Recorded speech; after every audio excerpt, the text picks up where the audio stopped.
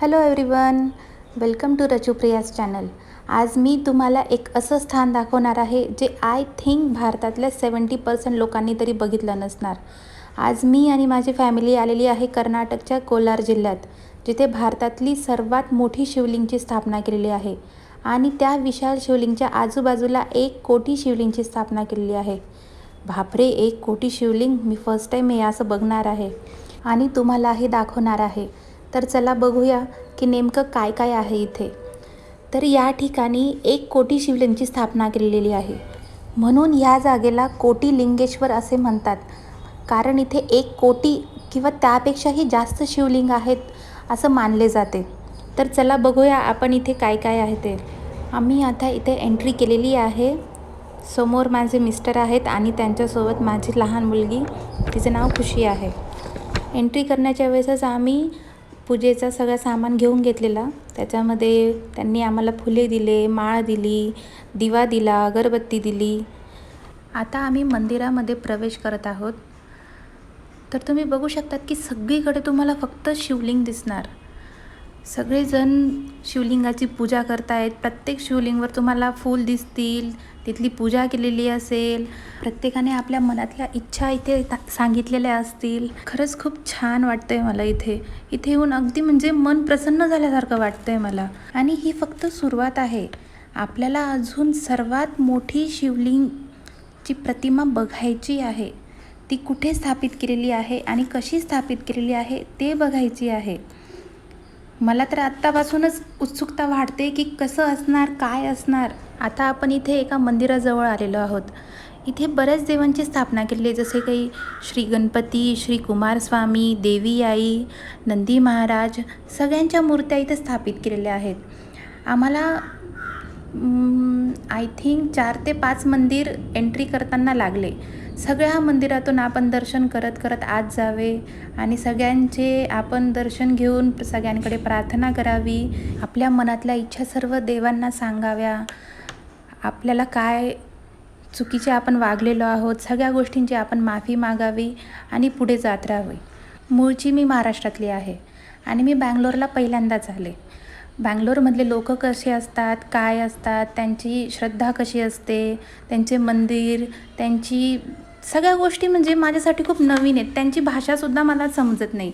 म्हणजे मी भरपूर प्रयत्न केला समजून घेण्याचा, पण ॲक्च्युली मला खरंच नाही कळत त्यांची लँग्वेज कशी काय बोलतात ते. कारण आपण नेहमी मराठी किंवा हिंदी बोलतो, नाहीतर इंग्लिश बोलतो आणि खानदेशकडे तर सगळे आपण आयराणीच बोलतो. तर तो विषयच नाही की नेमकं काय बोलतायत ते समजतच नाही आपल्याला. पण छान वाटतं इथे. पण वेदर छान आहे इथलं. इथे जास्त असं उन्हाळा नसतो. इथे नॉर्मली थंडी असते, ऊन असतं, पण त्याच्यामुळे त्रास नाही होत आपल्याला. आणि छान आहे तसं, म्हणजे एन्व्हायरमेंट वगैरे छान आहे. पण बँगलोरच्या वेदरबद्दल तुम्ही श्युरिटी देऊ नाही शकत. कधीही ऊन असू शकतं, कधीही पाऊस असू शकतो आणि कधीही थंडी असू शकते. पण मोस्टली इथे पाऊस जास्त असतो. बँगलोरपासून 85 ते 90 किलोमीटरवर कोटिलिंगेश्वर हे स्थान आहे आणि इथे रोजचे 1 ते 1.5 लाख भाविक दर्शनाला येतात. तसंच महाशिवरात्रीमध्ये दर्शनाला येणाऱ्या भाविकांची संख्या 3 ते 4 पट वाढून जाते.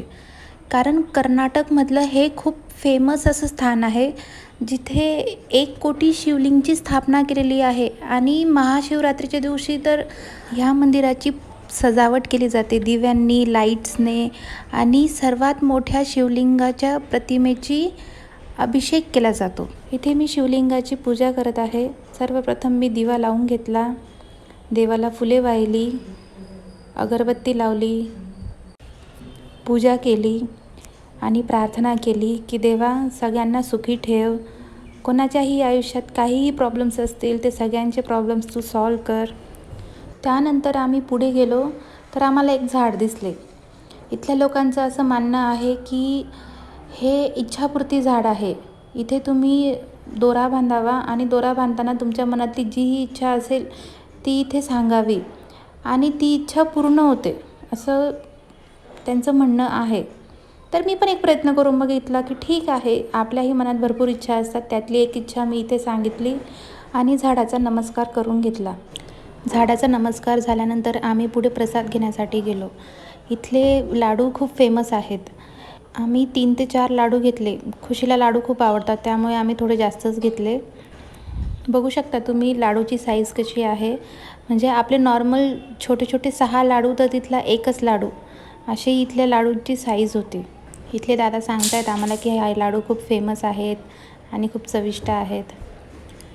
इथे माझे हस्बंड खुशीला सांगतायत की बाबा तू पूजा कर. पण तिचं म्हणणं आहे मला पूजा नाही करायची, मला आधी काहीतरी टॉयज घेऊन द्या तुम्ही. तिला पाहिजे बाहुली. पण तरी ती ऐकत नाही आहे. शेवटी त्यांनी तिच्याकडून पूजा करून घेतली. जे जे बाप्पा करून घे बाबा तू, जे जे बाप्पा मला चांगली बुद्धी दे असं सांगतायत ते तिला. पूजा तर केली खुशीने, पण आम्हाला टॉयज हे हवेच होते. म्हणून आम्ही मंदिराजवळच्याच मार्केटमध्ये गेलो. अगदी छोटं आणि सिंपल मार्केट होतं तिथे. तिथे शिवलिंग होत्या, लहान मुलांचे टॉयज होते, फरसाण होतं, शेव, पापडी वगैरे आणि खाण्याचे भरपूर पदार्थ होते. बाकी जे मंदिरात आपल्याला आवश्यक वस्तू असतात त्या, किंवा आपण कुठल्याही मंदिराच्या बाहेर आपण गेल्यानंतर आपल्याला ज्या वस्तू दिसतात, जसे शिवलिंग किंवा कुठल्या तरी देवाच्या मूर्ती वगैरे, ते सगळं तिथे अवेलेबल होतं. छोटे छोटे लहान मुलांचे पर्स होते, टॉईज होते, कार वगैरे. तर खुशीला इथे ही डॉल जास्त आवडली, पण ती कन्फ्यूज होती की तिला पिंक डॉल घ्यायची का ब्ल्यू डॉल घ्यायची. सुरुवातीला तिने पिंक डॉल उचलली, पण त्यानंतर मग तिचं म्हणणं होतं की नाही मम्मा मला ब्ल्यू डॉल घेऊन दे तू. मग आम्ही इथे ब्ल्यू डॉल घेतली. आणि मी तिथलं आजूबाजूचा परिसर बघत होते की काय आहे तिथे. पण सगळे तिथे खाण्याचे आणि खेळण्याच्याच वस्तू होत्या. आणि डॉल घेतल्यानंतर खुशीचा मूड चांगला झाला. मग त्यानंतर ती खेळायला लागली, खाली पळायला लागली आणि देवाकडे जाऊन तिने नमस्कारही केला. जय जय बाप्पा करा दे.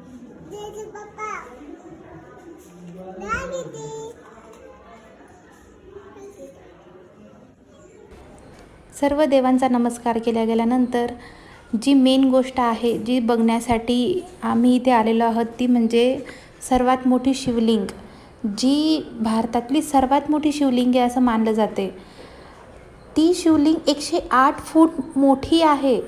म्हणजे मला तरी असं वाटतं की भारतातली नाही तर पूर्ण जगातली ही सर्वात मोठी शिवलिंग आहे. तुम्ही बघू शकता की इथे आजूबाजूला सगळीकडे लहान मोठ्या आकाराच्या शिवलिंग दिसतील. म्हणजे तुम्हाला इथून खरं तर कळेल की ह्या ठिकाणी किती शिवलिंग स्थापित केले गेलेले आहेत. इथे जितका पण एरिया आहे तिथे सगळीकडे तुम्हाला शिवलिंगच दिसणार. एरिया बघून असं वाटतं की ॲटलिस्ट 2 ते 3 एकरचा तरी हा एरिया असावा. खरंच खूप मोठा एरिया आहे हा. भरपूर लोक इथे रोज दर्शनाला येतात. म्हणजे रोजचे 1 ते 1.5 लाख लोक तरी इथे दर्शनाला येतात आणि इथलं दृश्य बघून चकित होतात. खरंच मीही खूप चकित झालेली आहे. आता वेळ आलेली आहे जगातील सर्वात मोठी शिवलिंग बघायची. हे आहेत आपले नंदी महाराज. हे 35 फूट उंच आहेत आणि त्यांच्यासमोरच आहे ही 108 फुटाची शिवलिंग. मी खरंच शिवलिंग बघून थक्क झाली. इतकी मोठी शिवलिंग मी माझ्या आयुष्यात पहिल्यांदाच बघितली. मी लगेच नमस्कार केला आणि माझ्या मनातल्या इच्छा त्यांना सांगितल्या. मला खूप छान वाटले इथे आल्यानंतर. आजूबाजूला सगळीकडे शिवलिंग आहेत. मन प्रसन्न करून जाणारं वातावरण आहे. सगळे लोक, सगळे भाविक हे खूप श्रद्धेने आणि चांगल्या मनाने इथे आलेले आहेत. खरंच खूप प्रसन्न वाटण्यासारखी असं वातावरण आहे इथे. मी भरपूर विचार केला की एकाच ठिकाणी इतक्या शिवलिंगची स्थापना कशी केली असेल आणि कोणी केली असेल. तर तिथल्या लोकांना मी विचारलं की एकाच ठिकाणी एवढ्या शिवलिंग कसे असू शकतात.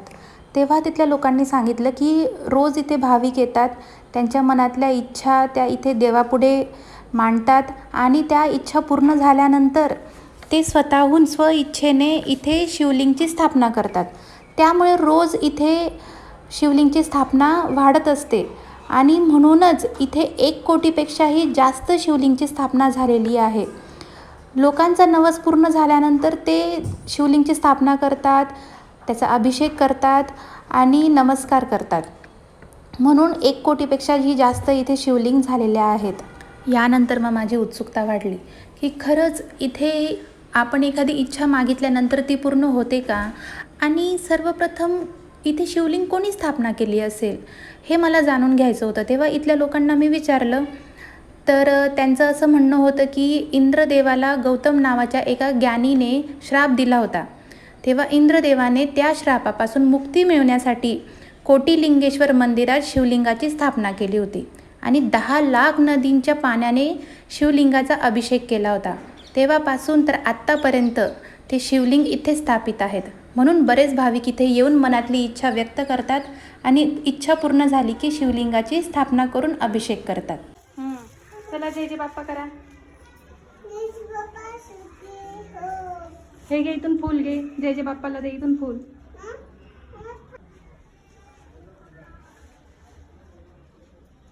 जय जय बाप्पा सुखी ठेवा, सगळ्यांना सुखी ठेवा. जय जय बाप्पा.